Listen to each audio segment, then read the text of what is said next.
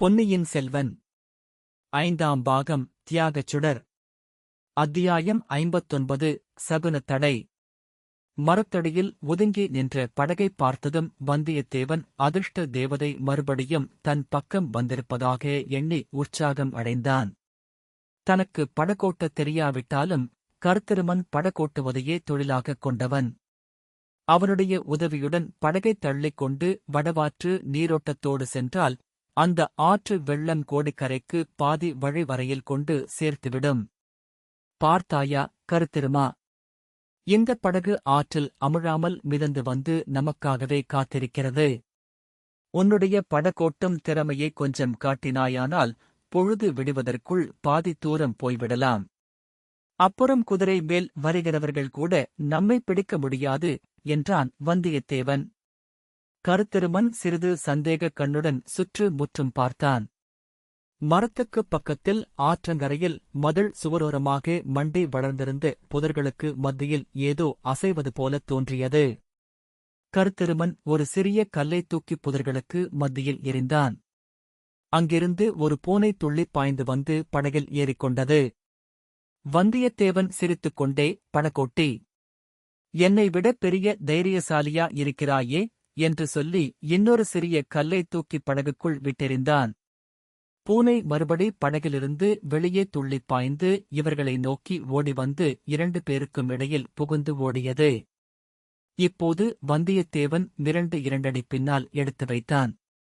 நீ ஒன்றும் என்னை விட தீரனாக தோன்றவில்லையே என்று ஏளனமாக கூறினான் கருத்திருமன்.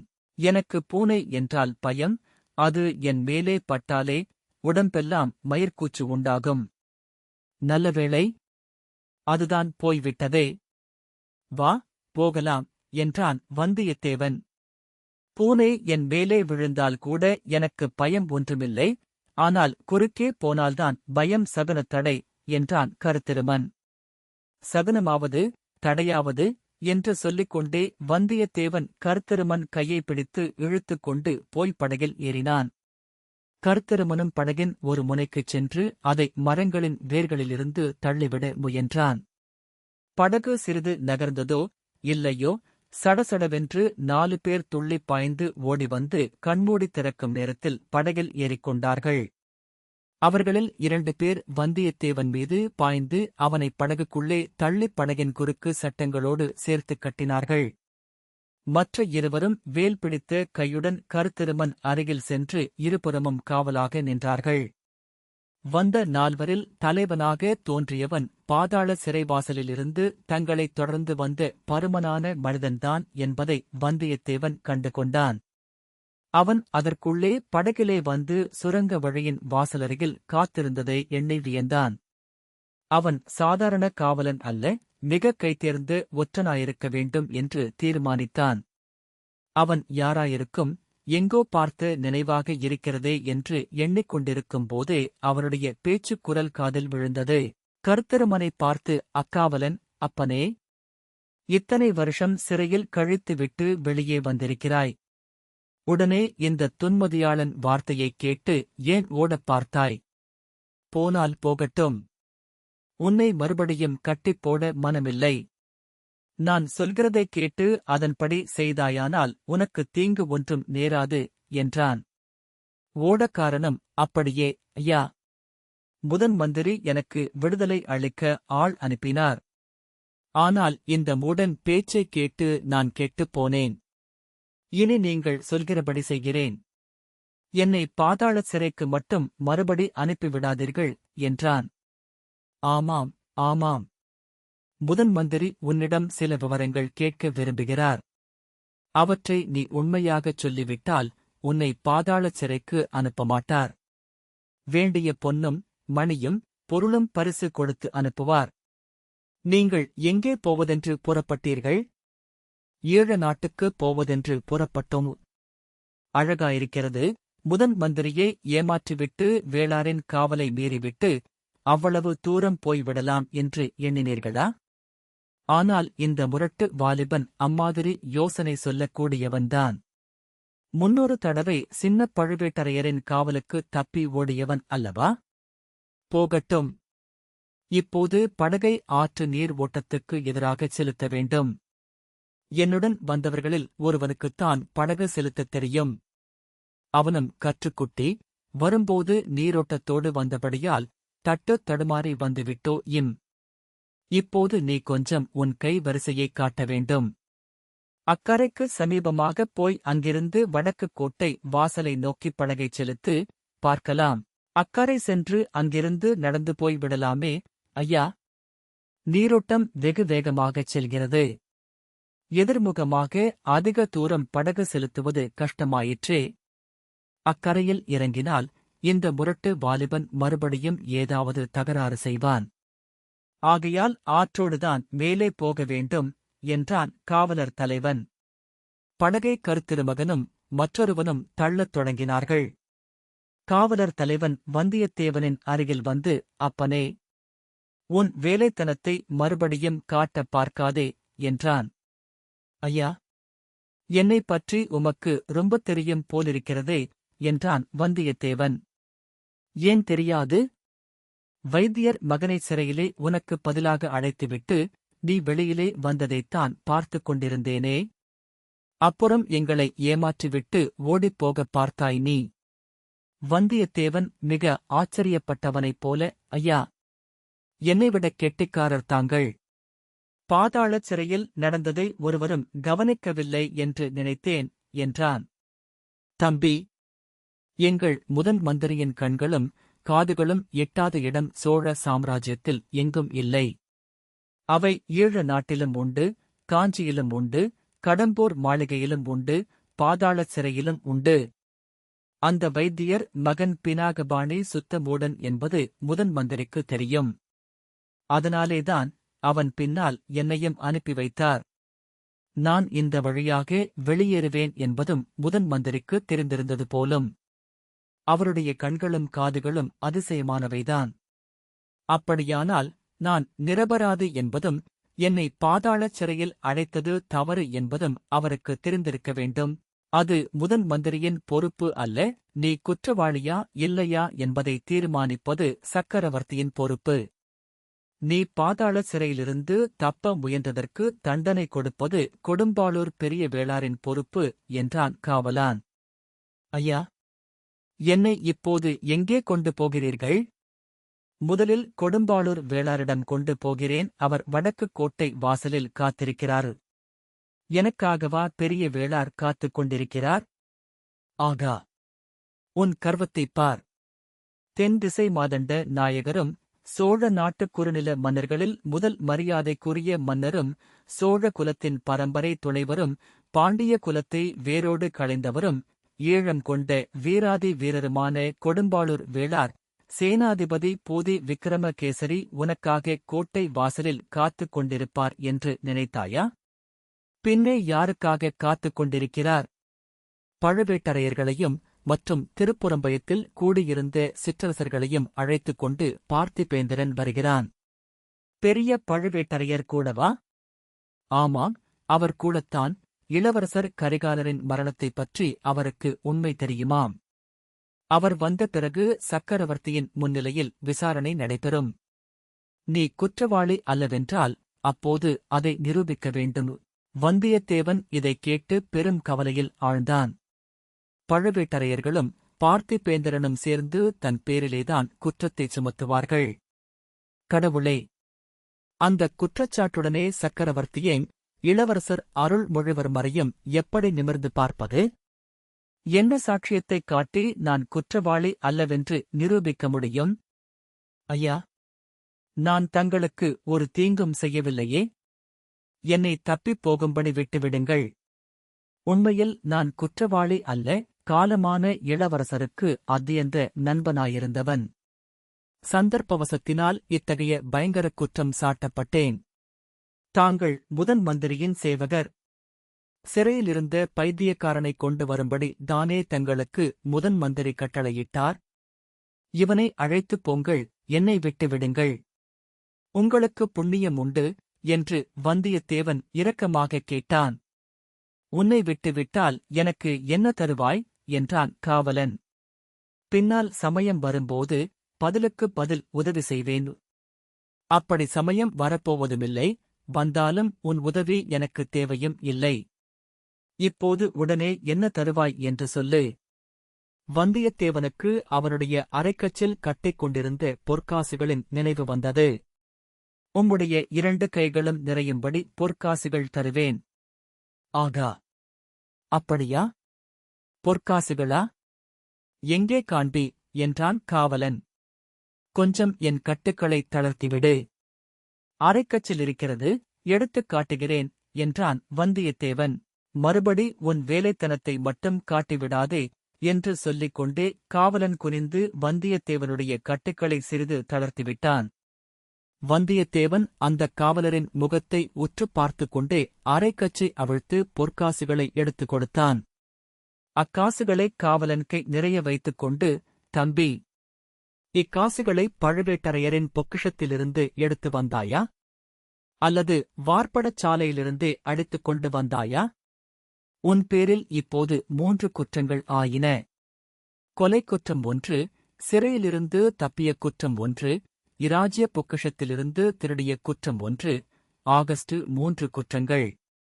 ஒவ்வொரு குற்றத்துக்காவும் உன்னை தனித்தனியே கழுவில் ஏற்றலாம் என்றான். ஐயா, சோழ ராஜ்யத்துக்கு நான் எத்தனையோ சேவைகள் செய்திருக்கிறேன், பல முறை தூது சென்றேன். என் உயிரைக் கொடுத்து கரிகாலரின் உயிரைக் காப்பாற்ற முயன்றேன். இந்தச் சில பொற்காசுகளை என் சேவைக்குக் கூலியாகப் பெற எனக்கு உரிமை உண்டு. அதுவும் பிரயாண வசதிக்காகவே எடுத்துக்கொண்டேன் என்றான் வந்தியத்தேவன். இதையெல்லாம் நீ உன்னை விசாரணை செய்யும்போது சொல்லிக்கொள் என்றான் காவலன். அப்படியானால் நீர் என்னை கட்டவிழ்த்து விடப் போவதில்லையா என்று கேட்டான் வந்தியத்தேவன். கிழக்கில் உதிக்கும் சூரியன் மேற்கே உதித்தாலும், திருமாலைக் காட்டிலும் பரமசிவன் பெரிய தெய்வம் என்று ஏற்பட்டாலும், நான் சில பொற்காசுகளுக்காக இராஜ்ய துரோகம் செய்ய மாட்டேன் என்றான் காவலன். கருத்திருமன் என்ன செய்கிறான் என்று வந்தியத்தேவன் கடைக்கண்ணால் பார்த்துக் கொண்டான். அவன் தன்னை ஆர்வத்துடன் நோக்கிக் கொண்டு சமிக்ஞையை எதிர்பார்த்திருந்தவனாக தோன்றியதை கவனித்தான். உடனே அவ்வேர வாலிபன் ஏற்கனவே தளர்த்திவிட்டிருந்த கட்டுக்களை இன்னும் சிறிது தளர்த்திக் கொண்டு சட்டென்று அந்தக் காவலனுடைய முகத்திலிருந்த மீசையையும் தலைக்கட்டையும் பிடித்து இழுத்தான். அவை அவன் கையோடு வந்துவிட்டன. சாக்ஷாத் ஆழ்வார்க்கடியான் காட்சியளித்தான். வேஷதாரி வைஷ்ணவனே, நீதானா என்றான் வந்தியத்தேவன். ஆழ்வார்க்கடியான் தனது மீசையையும் தலைப்பாகையையும் காப்பாற்றிக் கொள்ள முயன்றபோது அவன் கையிலிருந்த பொற்காசுகள் சிதறி விழுந்தன. வந்தியத்தேவன் ஒரு நொடியில் தன் கட்டுக்களிலிருந்து விடுபட்டு ஆழ்வார்க்கடியானை கீழே தள்ளினான். சற்றுமுன் தன்னைக் கட்டியிருந்த கயிற்றைப் போட்டு ஆழ்வார்க்கடியானை படகின் குறுக்கு சட்டங்களோடு சேர்த்துக் கட்டினான். அவன் அறையில் தரித்திருந்த வாளை அதன் உறையிலிருந்து இழுத்து எடுத்து கையில் ஏந்திக் கொண்டான். வந்தியத்தேவன் இச்செயல்களில் ஈடுபட்டிருக்கையில் கருத்திருமன் சும்மா இருக்கவில்லை. அவன் அருகில் நின்ற காவலனை திடீரென்று தாக்கி ஆற்று வெள்ளத்தில் வீழ்த்தினான். அவன் நதி வெள்ளத்தில் போராடலானான்.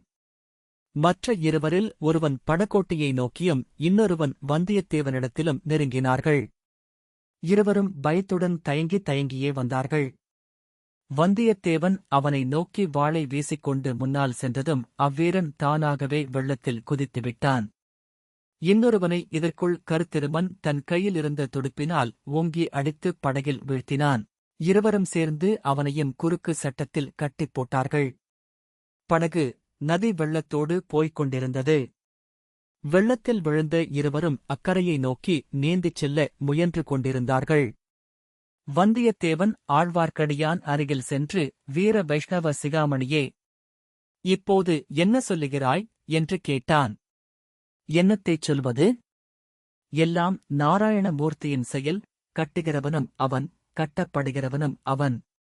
தள்ளுகிறவனும் அவன், தள்ளப்படுகிறவனும் அவன். தூணிலும் உள்ளான், துரும்பிலும் உள்ளான், உன் கை வாளிலும் உள்ளான், என் தோளிலும் உள்ளான். அப்படியானால் இந்த ஆற்று வெள்ளத்திலும் உள்ளான். உன்னைக் கட்டித் தூக்கி இந்த வெள்ளத்தில் போட்டுவிடலாம் அல்லவா? பிரகலாதனைக் கல்லுடன் சேர்த்துக் கட்டிக் கடலில் போட்டார்கள். அவனை நாராயணமூர்த்தி காப்பாற்றிக் கரை சேர்க்கவில்லையா? அப்படி பகவான் வந்து என்னை கரை சேர்க்க முடியாவிட்டால் சாக்ஷாத் வைகுண்டத்துக்கு நேரே அழைத்துக் கொள்கிறார் என்றான் ஆழ்வார்க்கடியான். இதைக் கேட்ட வந்தியத்தேவன் சிறிது யோசித்துவிட்டு, இதோ பார், நீ சில சமயம் என் உயிரைக் காப்பாற்றி இருக்கிறாய். என்ன எண்ணத்துடன் காப்பாற்றினாயோ தெரியாது. எப்படியிருந்தாலும் உன்னை நான் கொல்ல விரும்பவில்லை. ஆயினும் உன் உயிரைக் காப்பாற்றுவதாயிருந்தால் எனக்கு ஓர் உதவி நீ செய்ய வேண்டும் என்றான். அப்பனே, பரோபகாரம் இதம் சரீரம் என்ற கொள்கை உடையவன் நான். என்ன உதவி உனக்குத் தேவையோ கேள். கட்டை அவிழ்த்துவிட்டால் செய்கிறேன் என்றான் திருமலை. உன் சரீரத்தினால் உதவி எனக்கு இப்போது தேவையில்லை. எனக்கும் இவனுக்கும் 2 குதிரைகள் வேண்டும். எதற்காக என்று கேட்கிறாயா? தப்பிச் செல்லுவதற்குத்தான். அதற்கு ஏதேனும் வழி சொன்னால் உன்னை இப்படியே படகில் மிதக்க விட்டுவிட்டு நாங்கள் கரையில் இறங்கிவிடுகிறோம். படகு கரையில் ஒதுங்குமிடத்தில் நீ உன் சாமர்த்தியத்தை உபயோகித்துக் கொண்டு பிழைத்துக்கொள். என்னால் முடிந்த உதவியைக் கேட்கிறாயே, அதைப் பற்றி நான் மகிழ்ச்சி அடைகிறேன். குதிரைகள் கிடைக்க எனக்கு வழி சொல்ல முடியுமா? முடியும். உங்கள் 2 பேருக்கும் 2 குதிரைகள் இருக்குமிடம் எனக்குத் தெரியும். வாணி அம்மை வீடு உனக்குத் தெரியும் அல்லவா? எந்த வாணி அம்மை? தஞ்சை தனிக்குளத்தார் ஆலயத்துக்கு புஷ்பக் கைங்கரியம் செய்யும் வாணி அம்மை பிறவி ஊமை, சேந்தன் அமுதனின் தாயாரு. இவ்வாறு ஆழ்வார்க்கடியான் சொல்லிக் கொண்டிருந்த போது கருத்திருமன் அருகில் நெருங்கி ஆவலாகக் கேட்டான். தெரியும், அந்த வீடு எனக்குத் தெரியும். நந்தவரத்தில் இருக்கிறது. அங்கே 2 குதிரைகள் இந்தக் களத்தில் இருக்கின்றன. எப்படி? ஒன்று என் குதிரை. வாணி அம்மையின் குடிசைக்கு அருகில் அதைக் கட்டிப் போட்டுவிட்டு இந்தப் படகில் ஏறி வந்தேன். இன்னொன்று சேந்தன் அமுதன் ஏறி வந்த குதிரை. பாவம், அமுதன் குதிரை ஏறி வழக்கமில்லாதவன். வழியில் அந்த முரட்டுக் குதிரை அவனை கீழே தள்ளிவிட்டது. முன்னமே சுரத்தினால் பலவீனமடைந்திருந்தான். கீழே விழுந்து அதிர்ச்சியால் மறுபடியும் படுத்துவிட்டான். பிழைத்தால் புனர்ஜன்மம் என்று சொல்கிறார்கள். ஆகையால் குதிரை இனி அவனுக்கு தேவையிராது. வந்தியத்தேவன் மிக்க கவலையுடன், அவனை கவனிக்க அங்கே யார் இருக்கிறார்கள் என்றான். அவனுடைய தாயாரும் பூங்குழலியும் இருக்கிறார்கள் என்றான் திருமலை. கருத்திருமன் திடீர் என்று அச்சம்பாஷணையில் பிரவேசித்து, எந்தத் தாயார் என்று கேட்டான். இருவரும் ஒரு கணம் அவனை ஏறிட்டுப் பார்த்தார்கள். என்ன கேட்டாய் என்றான் ஆழ்வார்க்கடியான். சேந்தன் அமுதன் உயிருக்கு அபாயம் என்னும் செய்தி பெரிய பிராட்டி செம்பியன் மாதேவிக்குத் தெரியுமா என்று கேட்டேன். ஆமாம், செம்பியன் மாதேவிதான் அவர்களுக்கு புஷ்ப கைங்கரியத்துக்கு மானியம் கொடுத்து ஆதரித்து வருகிறார். ஆனால் அரண்மனையைச் சேர்ந்தவர்கள் எல்லாரும் இப்போது கரிகாலர் மரணத்தினால் ஏற்பட்ட துயரத்தில் மூழ்கிக் கிடக்கிறார்களே.